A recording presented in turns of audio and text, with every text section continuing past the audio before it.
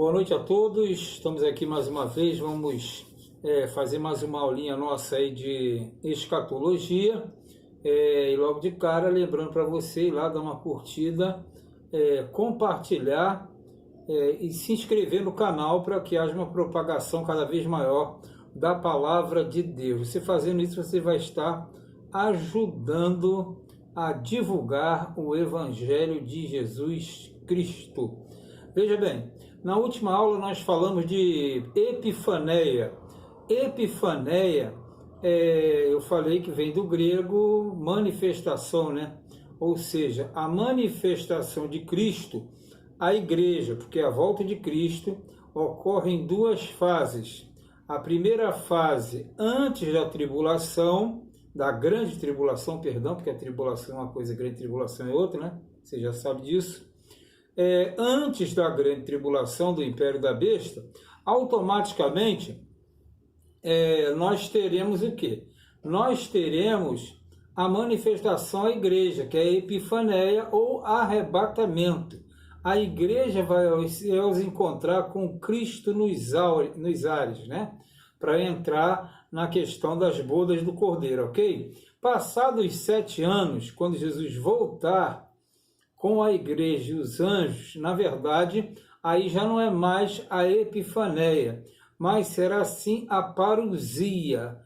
Alguns falam parousia, porque no grego tem um O e um, né? Parousia. Não é o correto é parousia, mas isso não vai fazer diferença alguma. A questão é você entender que parousia significa presença física, presença real. Paulo ele coloca isso bem claramente, né? Que nós veremos a presença dele física, cara a cara. Então, na verdade, quando você trabalha com a volta de Cristo, você já viu que a primeira parte voltada à igreja é a epifaneia. E a Israel e ao mundo é a parousia, que é a presença, manifestação física. Eu quero pegar o texto aqui de Mateus, capítulo de número 24, versículo de número 30. Nós já falamos disso aqui, mas não nos atemos a ele. Então aparecerá no céu o sinal do Filho do Homem, e todas as tribos da terra se lamentarão, e verão o Filho do Homem vindo sobre as nuvens do céu, com poder e grande glória. Então vamos lá. Na verdade, essa manifestação você não pode confundir. Você teve a tribulação, perseguição da igreja, aí automaticamente, quando você estiver na perseguição mais intensa, acontece o arrebatamento da igreja, a igreja vai a Cristo nos céus para entrar nas bodas do Cordeiro. Paralelo a isso, aqui na terra, você tem o início da grande tribulação e o império da besta, o império do anticristo, tanto faz, porque é tudo a mesma coisa, certo?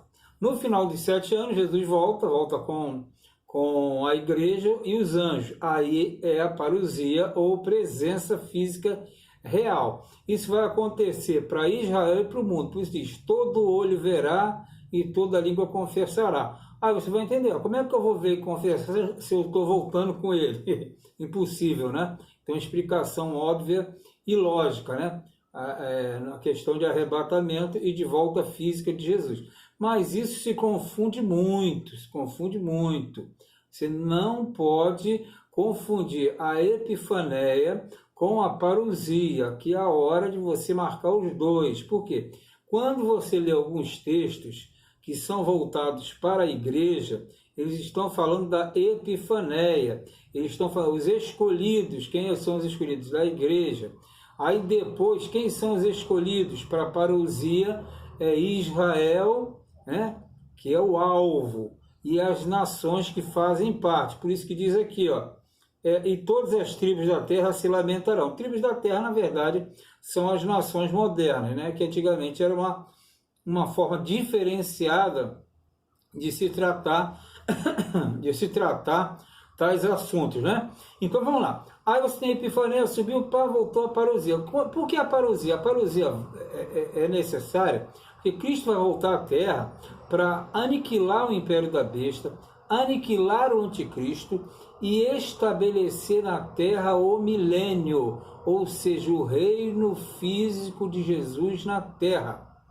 Porque, na verdade, nós vivemos agora o reino espiritual de Cristo, que é o reino de Deus. E o reino de Deus não se vê com os olhos. Jesus falou, o reino de Deus não é visível, ele está no meio de vós.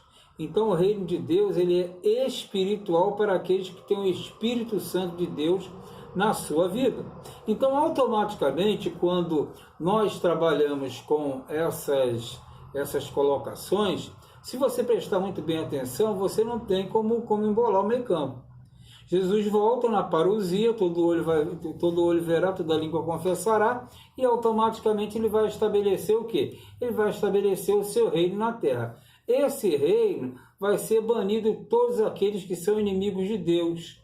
Por isso que logo após vai ter o Tribunal das Nações, que eu vou falar a seu tempo, né? O Tribunal das Nações, que é o julgamento das nações em relação ao procedimento dessas nações para com os pequeninos de Deus, no caso Israel, e aí ele vai redistribuir a terra vai ser restaurada, quando Jesus voltar o mal vai sair, porque Deus é o positivo, o negativo tem que sumir, tem que estancar, então toda a terra será transformada, remobiliada, o mundo de uma forma geral vai enfrentar, ou melhor, vai viver a melhor época desde o jardim, desde a expulsão do Éden.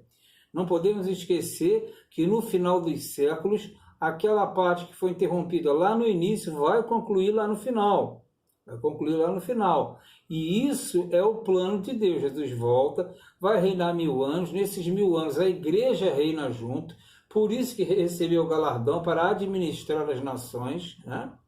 E o planeta vai ser totalmente restaurado. Israel receberá a sua terra, as tribos retornarão, o território de Israel será refatiado, não será mais aquela geografia que nós temos, né? A geografia, o mapa de Israel agora é todo desconforme, né? Uma tribo com mais, outra tribo com menos, deu uma confusão danada na época, né? Quem entende um pouquinho de Bíblia sabe. Então, na verdade, ele não vai ser dividido por gomos iguais, o território de Israel, e o mundo vai ser redistribuído. Você fala, como? Não sabemos. Sabemos que o mundo, antes do dilúvio, ele era todo colado, ele era uma coisa só, ele era monobloco, ele era junto. Com o dilúvio, ele abriu e tem essa aparência atual que você vê aí. Muitos não entendem, ou muitos não sabem nem disso, e daí fala, o que esse cara está falando? Bom, se você ficar prestando atenção nas aulas, você vai entender tudinho. E depois é só você conferir, que hoje que a internet é uma maravilha. Tu fala, eu quero saber, quero chegar no Egito, vai no Egito, quero ir no território de Israel, quero ir no Mar Morto, quero ir... Tu vai na hora, pô. Vai na hora, o YouTube te leva lá, o Google te leva lá, e etc e tal. Então tá uma maravilha agora, só não aprende quem não quer. Por isso que ele disse, o evangelho do reino será pregado em todo o mundo, ou seja, não tem como o cara escapar, né? Todo mundo está sabendo, só não sabe quem não quer, né? Aquele que não se interessa, e aquela questão das virgens, lembra? As virgens prudentes e as imprudentes. As prudentes guardaram azeite, estavam ligados, e as imprudentes ficaram de bobeira para lá e para cá, e quando veio dançaram. Então fica ligado, se interesse. Aqui no livro de Apocalipse, no capítulo de número 14, é isso? Apocalipse 14,